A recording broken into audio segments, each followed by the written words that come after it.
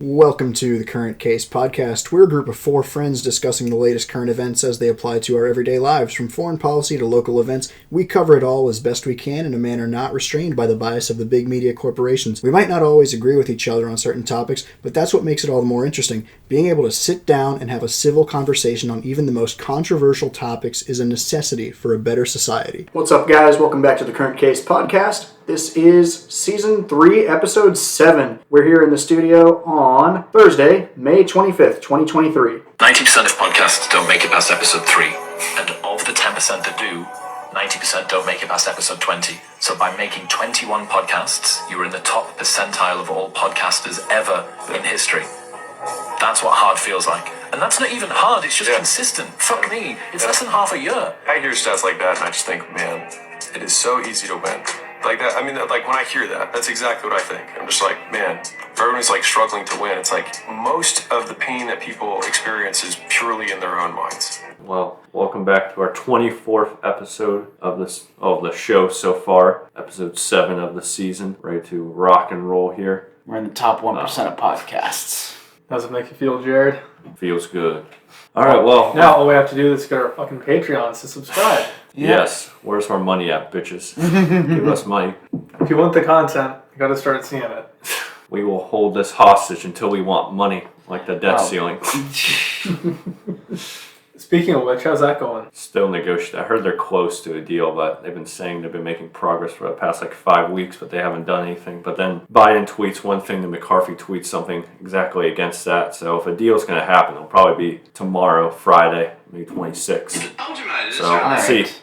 All right, with that being said, let's get back into it. So first, the big event we got for the night is DeSantis announcing his election, or that he's running for president here in 2024. Had a big announcement on Twitter. Also been kind of the center of controversy lately. I found a pretty interesting article from USA Today about it that says literally, DeSantis would make America Florida. What a nightmare that would be. So I think USA Today sucks.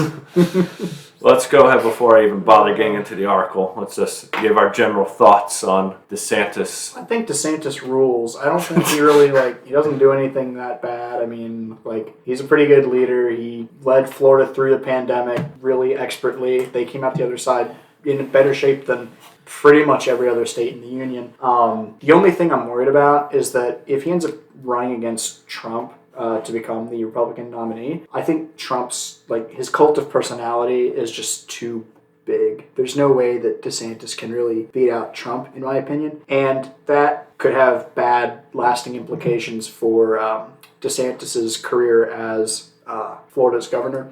So hopefully that doesn't happen, because I like what he does with Florida. I'm in Florida all the time, and I like the way he handles the state. So I don't know. I mean, it'd be interesting to see what he does as president, but against Trump, I don't think he can pull it off. Jared, how old is DeSantis? 45. We're about to be 45, I think. Think about that. Think of how wonderful it would be to have someone under the age of 50 in office. Someone who can reasonably think things through, regardless of what side it's on. And it's not Biden and it's not Trump. I feel like that point in and of itself makes a strong case. Yeah, that is a good point, but I mean, so long as we're not getting another Biden or Trump presidency, I'm fine with that. Okay. Ash, you have general thoughts on DeSantis? To be honest, I haven't really been keeping up too much with Mr. DeSantis and his political career, but by and large, my points of view are more or less in line with what you guys think.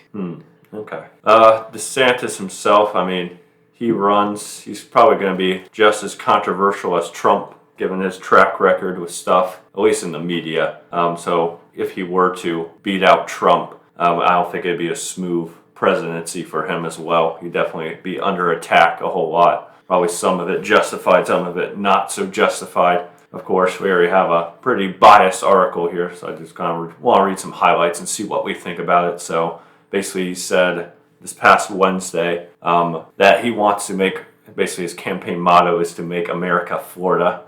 And that'd be great. The author of this article said, the Florida governor was joined by conspiracy theorist coddler Elon Musk. And it was moderated because Elon Musk helped them announce the... Oh, dude, go kick rocks, okay? Go suck wind. Yeah. It's amazing how fast all these corporations and stuff went from like just straight off sucking off Elon to like, oh, he's so good for the environment. Like, he started Tesla, like he's like some god, to, oh, he's some like far-right conspiracy theorist, and like they just shove him out of everything, even though his views haven't changed whatsoever. Small disclaimer, I think this in particular article you have up is a opinion piece by the author. Oh, yeah, it is. It's not an actual like publication, but it is fair to see, because I mean, anytime, like even if I just Google DeSantis right now, have a look at this, I'll read this out loud. This is fucking live, by the way. We're doing this shit live. Here's what will pop up. Tell me what you think any of these have bias. After CNN, DeSantis is under immediate pressure to bounce back after embarrassing campaign launch. Embarrassing campaign launch. I have not seen his announcement of him. I did. It was great. It was fantastic. Yeah. Even if I did, I'm not sure what part would constitute as embarrassing. Joe Biden says, no matter what happens, you can hear Ron DeSantis' agenda loud and clear, basically making fun of him through the Twitter. Apparently there was like a lot of glitches, at least that's what they're trying to say. And of course you got all this, now the time I mean, this is just news, like opinionated articles are mixed in with the news. So like if I were to click the news tab, I'm looking at a bunch of opinionated articles right now. Propaganda machine goes brrr. See, look, now's the time to think about just how bad a DeSantis presidency would be. Obviously, that's opinionated from The Guardian, but it's on the news tab. And you have Ron DeSantis falls into the Twitter trap, the rise, fall, and potential resurrection of Ron DeSantis. Why can't it just be like regular news, like trending today, Florida Governor Ron DeSantis announces presidential bid. Like, that's news. News flash to all you like fucking mega conglomerate news companies out there. That is how you write a news article. You don't need the clickbait headlines. You don't need to tell people what to think. Start reporting on the news again. Such a shame in this day and age. There is no truth in the news, and there is no news in the truth. Precisely. So a lot of it, a lot of this guy, this author of this article, I'll link up, of course, blasts his a lot of don't say gay stuff, and blasts his drag show bills, which essentially ban or blast the vagueness of when it comes to attending pride parades and LGBTQ celebrations. I don't think you said that right. That's what this is. I've read LGBTQ. LGBT. I think it's LGBT. I think the author may have mixed a few words. Oh, cancel this guy! I think this author sucks. This guy can't cancel. He said LGBTQ. What's wrong? He put LBGTQ. This guy doesn't even know what the fuck he's talking about. What else does he criticize? He says, but wait, there's more. DeSantis also rounded up migrants in Texas and flowed them to Massachusetts Martha's Vineyard at Florida's taxpayers' expense, and one of the cruel anti-immigrant stunts ever conducted. Oh, yeah. The immigrants, they really like it right up until you put them in your backyard. And then like, get them out. Funny how that works. I saw something about that in New York where they're like, I guess they're trying, I think the mayor of New York City is like trying to like undo this whole like obligation to provide shelter thing for illegal immigrants, because newsflash, when they're actually on your doorstep, you actually don't have the resources to house them. Funny how that works. Mm-hmm. Needless to say, he's not going to be, well, he already isn't, he's not going to be a well-respected candidate among I think our media. With the people, but not with the media. What about the Democrats? I don't see it with the Democrats either. I think there'll be another Trump where they'll be attacked constantly. Honestly, I think it's going to be that way from this point forward. I think the Democrats showed their hand in the 2016 election, even more so in the 2020 election, and that is their new standard, no matter what candidate goes up there. Just constant mudslinging until they win. Mm-hmm. Yeah. And of course, they accuse the other side of doing everything that they're actively doing. Strange to think how I think the oldest political party still in existence in our nation has stooped so low. Yeah. Basically. Well, I think it's a lot due to China's influence on the party as well. Oh, you mean with the Hunter Biden scandal and? No, not necessarily. It's just when something is pro-Chinese, you can usually figure out why. Yeah, exactly. In the case of Chinese propaganda, not just in general. Make that quick disclaimer there. For people who haven't listened to our previous episodes, it's an important distinction. Exactly. Mm-hmm. Whenever anytime you see something that's even remotely pro-CCP, take it with a grain of salt at the very least. At most, try to make sure you fact check it, because 9 times out of 10 it's probably something very wrong. Mm-hmm. But we're not here to target. We're not after the Chinese people. This is squarely aimed at the CCP. Mm-hmm. Now, I mean, of course, I think like as you guys said earlier, I think the biggest obstacle for DeSantis is definitely Trump at the moment, because I don't see Trump, if like Trump were to compete against DeSantis, I don't see him willingly giving up the nomination for him. I could see him like being so extreme he would just run in his own party and split votes with DeSantis and probably have another Democrat in. Well, it also depends on the outcome of a lot of these, what we want to call it, charges against Trump. Yeah, I suppose that too. It's like if he is found guilty for some of these, he may not be able to run for office. Yeah, that's true. So I think the more likely outcome, if Trump is found guilty on these charges, I think it's basically a shoo-in for DeSantis. Yeah. I think if Trump is cleared of any wrongdoing in all these things, that may only add to the fire in his political base. Mm-hmm. And they will show up in hordes to go vote for him again. Yeah. Either way, it sounds like the Democrats' strategy is going to backfire on them. It's going to do something. Because will. it sure as hell isn't going to be Newsom, and it's not going to be Biden. No. If it comes to DeSantis versus Biden, I see DeSantis winning pretty easily. Yeah. Biden versus Trump, I think Biden honestly re-win against Trump. I just don't see Trump winning, just considering how he performed, how his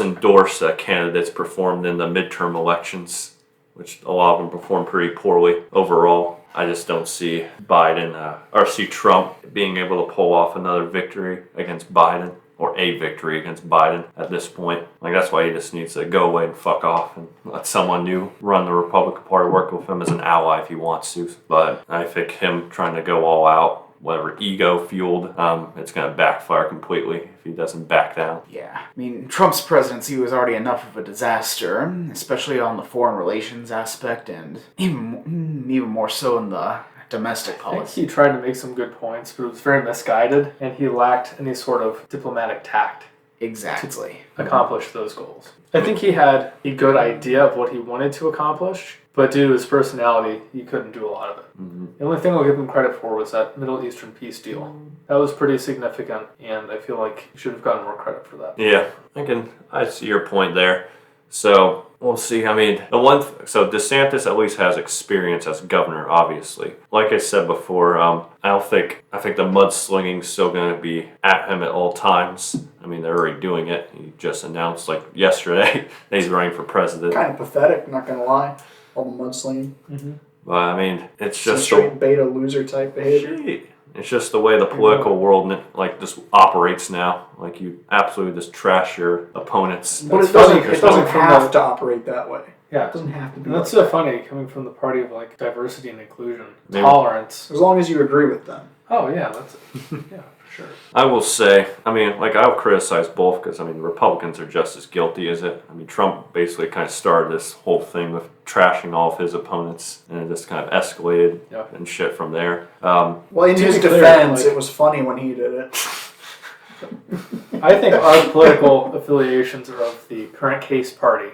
We don't really like Democrats. We don't really like Republicans. We are in a sphere of our own. Yeah, I will trash both parties at the same time, and I'll laugh at all the MAGA losers and all the libtards who come our way. Exactly.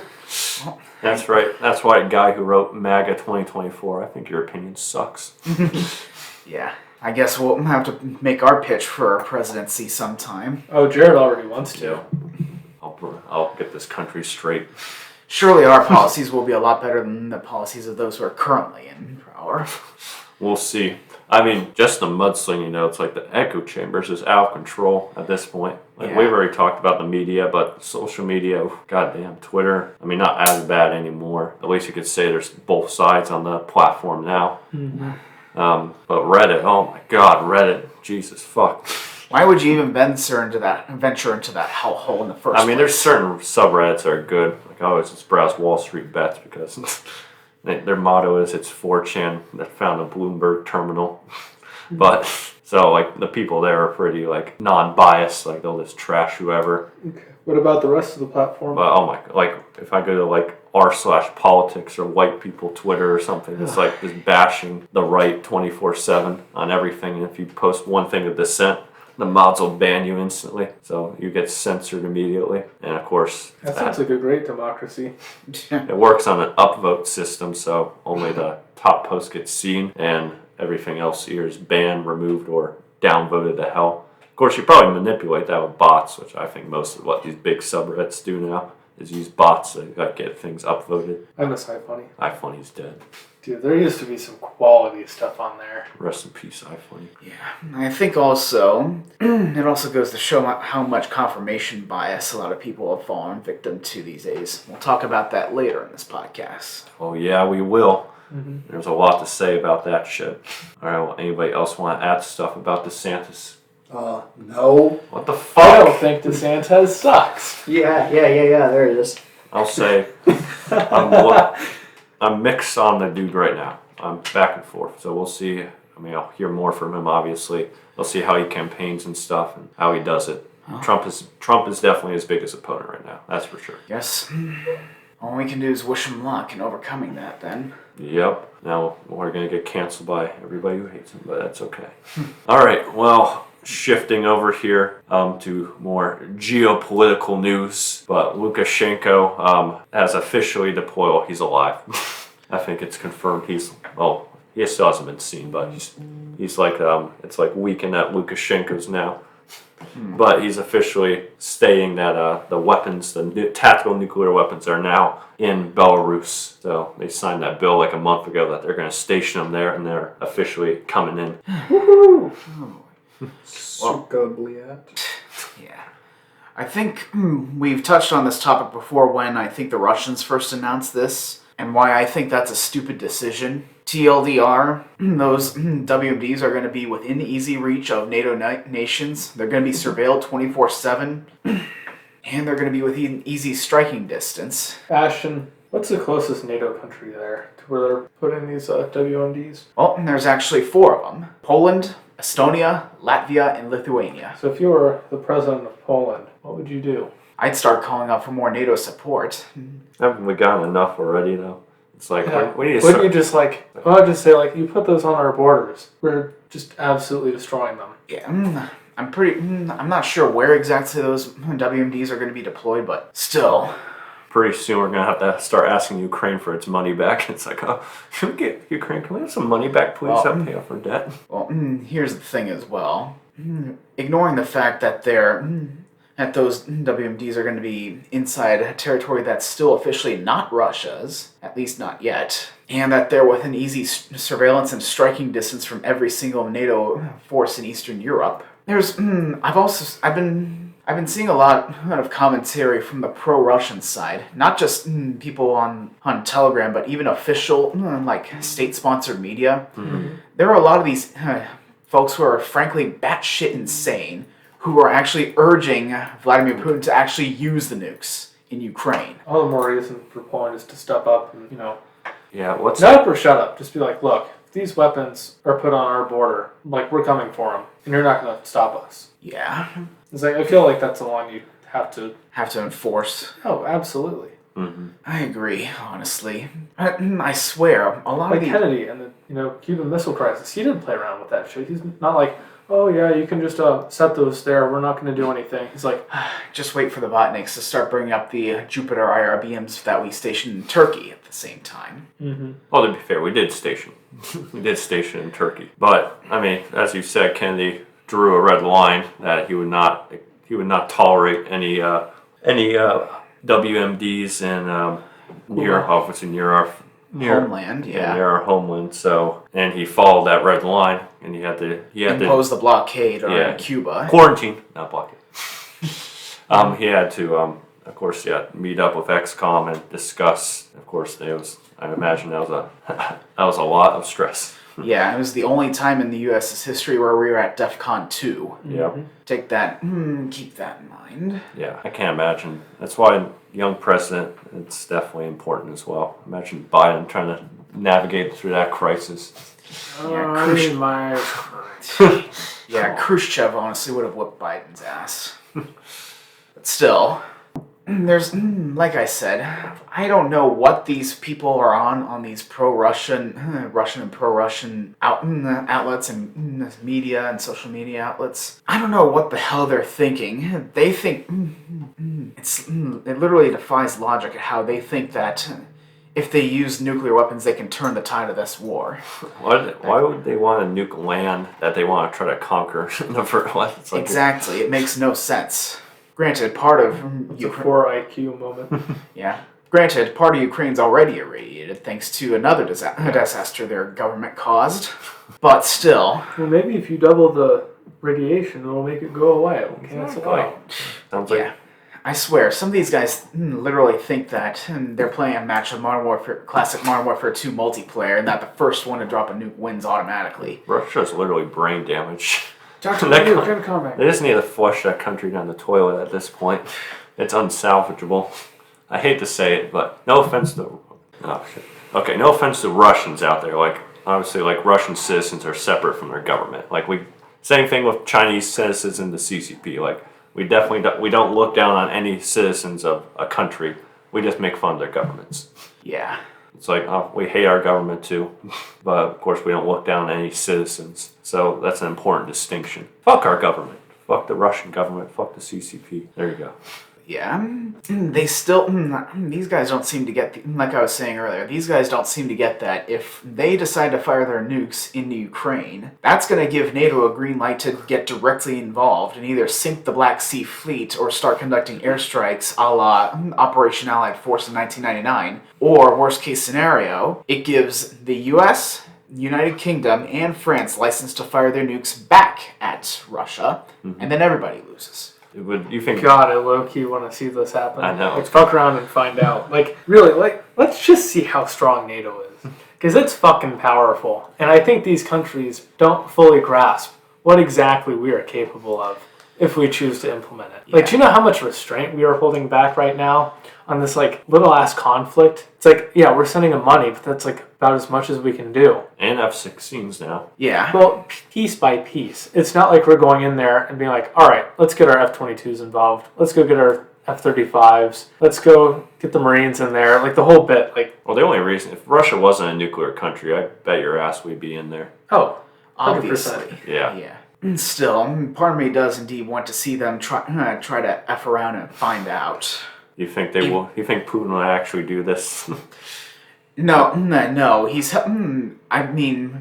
already made several different red lines of don't supply Ukraine weapons, and we supply them anyway, and nothing's happened. Yeah, all his red lines have been busted. I mean, even with this most recent F-16 deal. Yeah, and I think even despite how mentally deranged he is, he still knows that if he does fire even a single nuke, he's basically signing his own death warrant and the death warrant of the Russian Federation as a whole. Right. He can't. He's stuck. He can't go anywhere. He can't exit this conflict anymore, or else he's probably thrown out. He already is. Wait, me. I don't think anyone in the country likes him or supports him, even in his inner circle.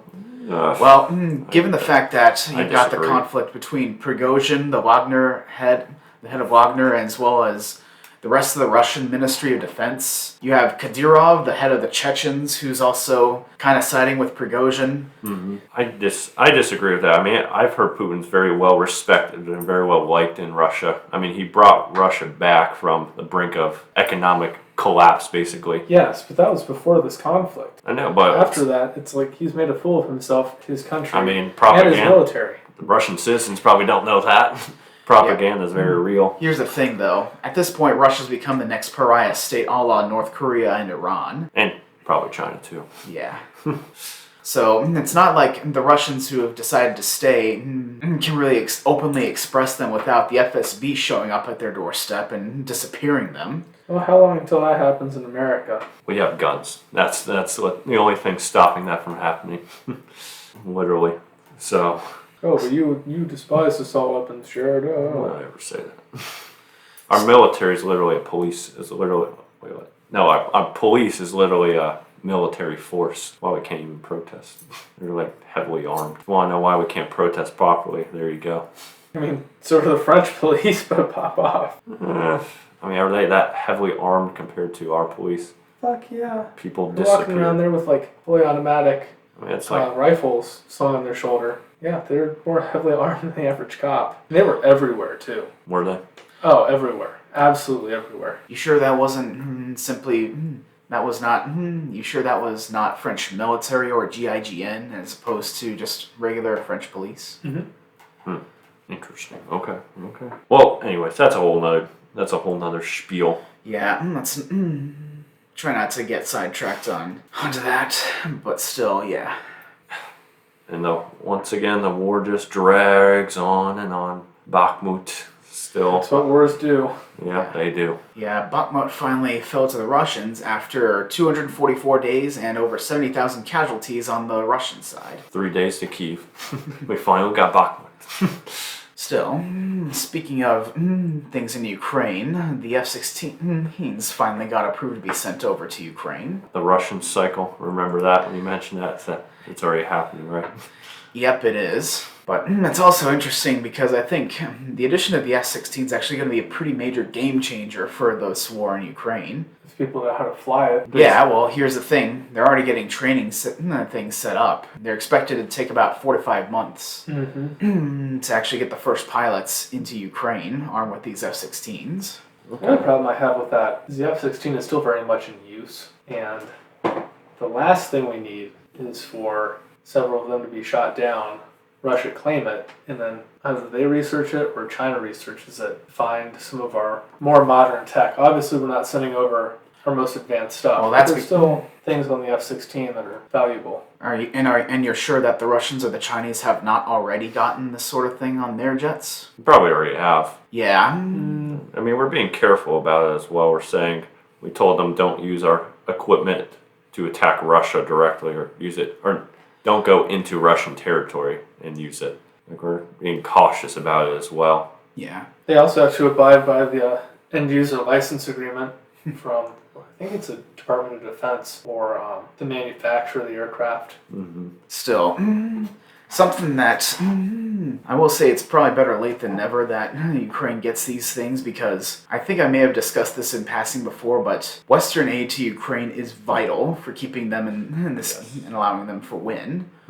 Because here's the thing: at the start of this war, Ukraine and Russia were broadly using more or less the same sort of equipment, same rifles, same tanks, same air defenses, same jets. The problem is, one, Russia has a much more modern generation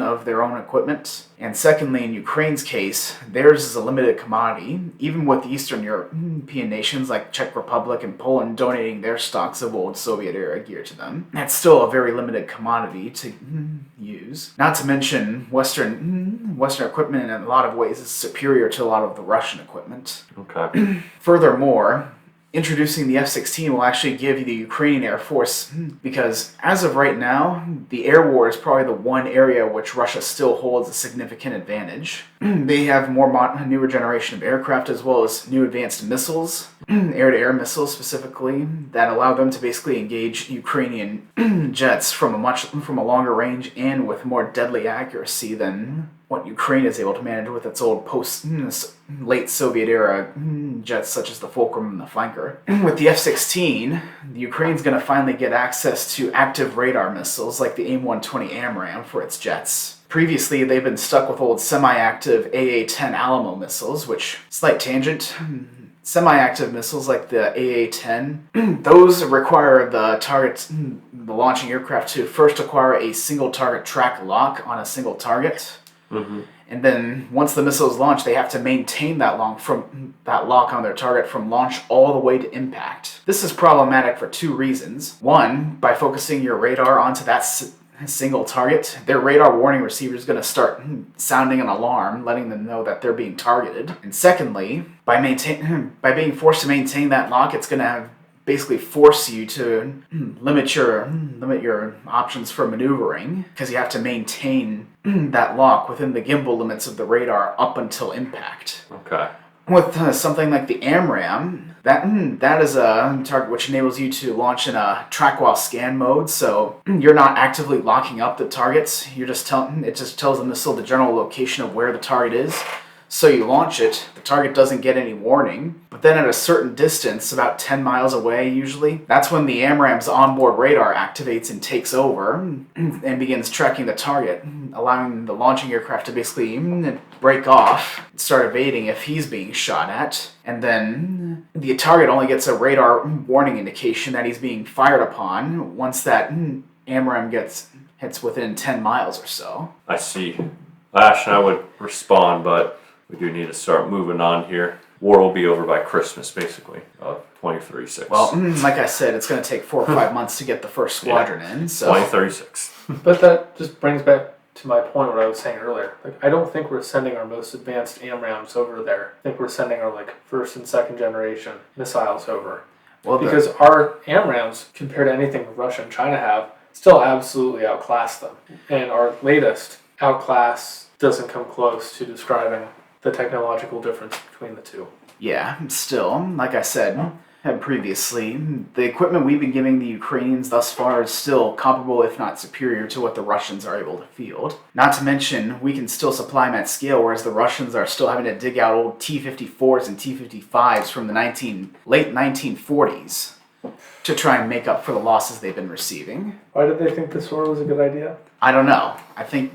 You said it before. Putin's been getting misled for just wrong information in general from his associates. Exactly. That's a whole other topic of discussion, one that I think at this point has been done to death. Right. Mm-hmm. All right. Well, Asha, I know you had your life advice as well for this episode, so I want to just introduce it and we'll get this discussion going. I'll mute it. All right. Tell me if any of you have ever heard this term before. Confirmation bias. I mean, you probably heard it before. No. I mean, you probably heard it before, considering I literally brought it up earlier in this podcast when we were talking about DeSantis. Define confirmation bias. Okay, ask ChatGPT. All right. Confirmation bias is essentially the phenomenon where you only seek out sources which seem to line up with your view of things. Mm-hmm. And that is confirmation bias, I feel, is one of the biggest problems with a lot of things in society today. Okay. We've mentioned multiple times how everyone's Twitter. Yeah, Reddit. How everyone seems to retreat into their echo chambers and whatnot. They only seem to look for things which validate their point of view and completely disregard. And another reason is cognitive dissonance. It's hard for them to change their mind and form their own opinion on something. Mm-hmm. In fact, the more you try and convince them otherwise, the more they burrow down in their belief, oddly enough. Yeah. It's like you can't correct anyone. Just the more you try and correct them, the more like, oh, I'm not wrong. And just burrow in till they're so far gone that you can't do anything. Right. So how do we prevent people from getting to that point in the first place? Don't hand out rose-colored glasses. Yeah, I think it's always important to have an open mind. I think the biggest way to avoid confirmation bias is talking to other people. So if you have a group of people saying one thing, okay, what the fuck is ringing our doorbell? That's one thing. But if you ask a group of people, then you might get a different answer. What I mean by this is look at statistics, right? Mm-hmm. You have a certain N number where it becomes statistically significant, right? You have to hit that critical mark to be all right, now I've asked enough people outside that I've kind of come out of this echo chamber. Yeah. Sounds good in theory. It's hard to actually practice because, I've blocked Cameron in the past after I've disagreed with him. I don't want to hear his viewpoints anymore. So, definitely good at practicing that. Well, then maybe, Jared, you need to work on that. It's if you block and retreat people from talking about other viewpoints, it's not healthy. Nah, we're chilling here. Okay, I'm just kidding. No, I've never blocked what? Cameron. What? What now? I've never blocked Cameron. I definitely blocked Ashton before every time we've disagreed with each other. No. basically, it's like, it's a lot harder to put in.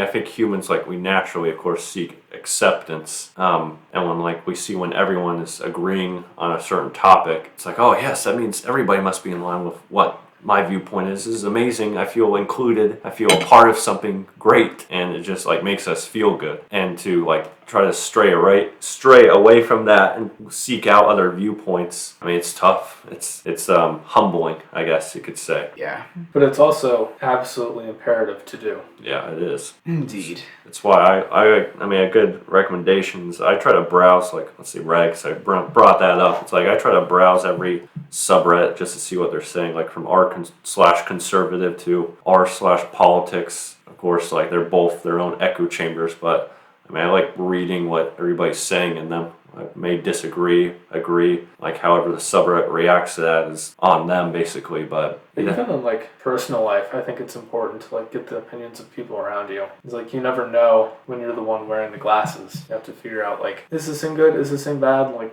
you have to ask people. Yeah, helps to know who those close to you really are. Because that can certainly have an effect on what you as an individual would think. Yeah.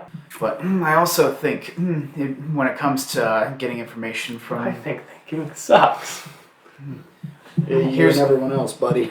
Here's what I think in regard, what my personal bit of advice is in regards to these sorts of echo chambers and whatnot. Take this bit of advice if you see something in the media or see something else that gets a lot of attention. You don't know anything about that, and neither do the guys talking about it know anything about it. yeah, no one's an expert basically. Except for me. I mean, I alone decide what is true and correct. So if one person isn't an expert, then what? Are you just going to search out an expert? Or can you ask 4 or 5 people and get a general sense of what an expert might say?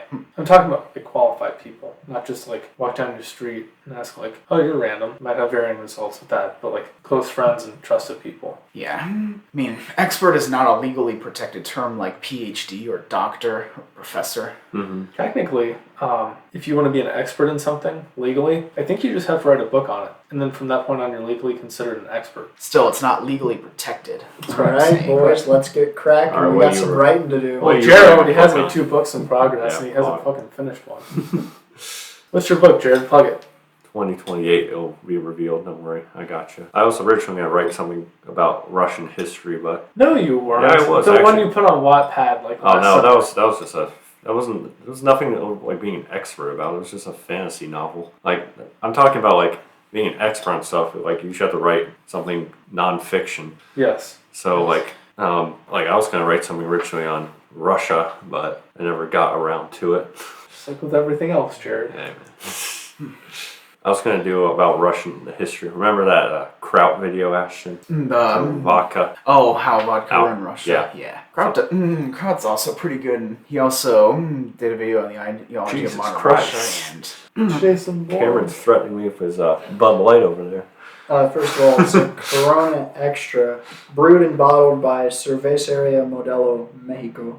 The man bought Bud Light from Target, which he works at. Well, I didn't buy it from the one that I work at. The two. And I didn't buy regular Bud Light either. I bought Bud Light Hard Soda Seltzer, which is delicious. I don't care about their corporate politics and advertising and stuff. I just buy what tastes good. It's as simple as that. I vote with my wallet. That's the only way people listen. It's true. Especially corporations. Like their PR team is just going to go off and do whatever. The only way you can influence it is by not buying a product. Right. Just like War Thunder. yes. Operation. The whole shit show when they decided to make an unpopular economic change against everybody's advice, especially the community. And See, there we was love our fans so much. We love our customers. And- we're going to do everything in our power to fuck you over. Yes, not to mention when it blew up in their face, they decided to take the path of gaslighting their audience, and they tried to make a tone-deaf article on how free-to-play games actually really work, and that's led to a full-on boycott of the game that's scheduled to happen, I think, in 2 days, Good. or tomorrow even. I quit Pokemon Go, honestly, because of Niantic's anti-consumer Man, you had the perfect opportunity for a pun. I quit in Pokemon Go because of Niantic's antics. Oh. Yeah, shit. Antics. But yeah, the economy is also what forced me to quit War Thunder as well, because I was flat broke and I barely even break even. Couldn't advance any further. The economy in that game was already bad to begin with, and Gaijin decided to make it worse. Not to mention, they also seem to add a new feature/bug that always completely breaks the game, such as adding in the Panzer AA system, which completely breaks top-tier mixed battles. And it's good breaking out. I mean, going back to confirmation bias, like even in games themselves, it's like you'll run into the community that absolutely defends the game no matter what. I think it's important to find the facts and try to... Speaking of confirmation bias, Jared, do you remember your English courses Yep. at We're university? going here. I'm not going to go into specifics because they're not relevant for this podcast. But my God, is higher education just a political propaganda machine? Political circle jerk. Yes. You want to talk about confirmation bias? Like, you must write about this specific topic. You must have this viewpoint of it. If you don't, you're basically going to fail. Yeah. It's like, where's the intellectual debate? Where's the thinking here? Yeah. Oh, this is your opinion. This is the side you're going to take. Write it. What if I don't fucking agree with it? I think Bite me. I got assigned like an argumentative essay or like your persuasive argumentative essay. I was going to write about something the university did that was hated by me. And a lot of other people. Most like a lot of other people. I kind of like chickened out though because I thought, I mean, again, I was kind of worried, like, I don't know how it's going to be taken. I might get an F or failed on it. So I switched to writing about early access games and why they're a scam. Which, I mean, still probably had some relevance as well, but definitely, probably, if I had to go back, I was stuck with my original topic. But why do you have to censor yourself so much? How come one side gets to say everything they want and the other side can't say a peep? This really says a lot about our society. If you really think about it. Fuck off. We live in a society. Say it. We do. We live in a society where one side controls the media and gets to say whatever they want, and the other side simply And gets doesn't. to push a narrative. And I feel like this is really exacerbated by confirmation bias, you know? Like, the media pushes this, a select group of people hear it, and they agree with it, and they start peddling it to all their friends, and eventually it reaches a point where you have no choice but to agree, or else you are wrong and you are the enemy. And I don't like it. I think it's a problem. We need to be able to freely speak our minds and not have to bend the knee to one particular narrative. Mm-hmm. Yeah, you definitely. Damn Jared, it. wrap up. I'm trying to play a fucking cricket sound. You Fuck. can't. You have a mic plugged in. No, I don't. Jared, I said you have a mic plugged in. No, I don't. The fuck are we recording on, idiot? No, my speakers should be working still. Oh, fuck this. Damn it. Okay, well, cut this. One last piece of advice for relating to confirmation bias. If you see some things that's trending or that's getting a lot of buzz in the media, slow down, stop even, and take some time to think about it deeply. Do some research. Try to find something else that's not getting as much attention. Try to get a full picture on things. By getting a full picture, talk to your friends. Yeah, but just slow down and think. That's all you really need to do to avoid confirmation bias. Yes. Reach out other sources. Don't just believe everything you see on Google News and the news tab of Google. At least look at them first and read through them honestly. Yeah, heck, don't even believe what any of the shit we've said on this podcast, but just at least take some time to consider it. Exactly. All right, well, with that being said then, I think we're going to wrap up for today. So thank you guys for listening in as always. Please remember to leave a like and subscribe on our YouTube channel. Follow us on Spotify. Donate on Patreon. And we will see you next week.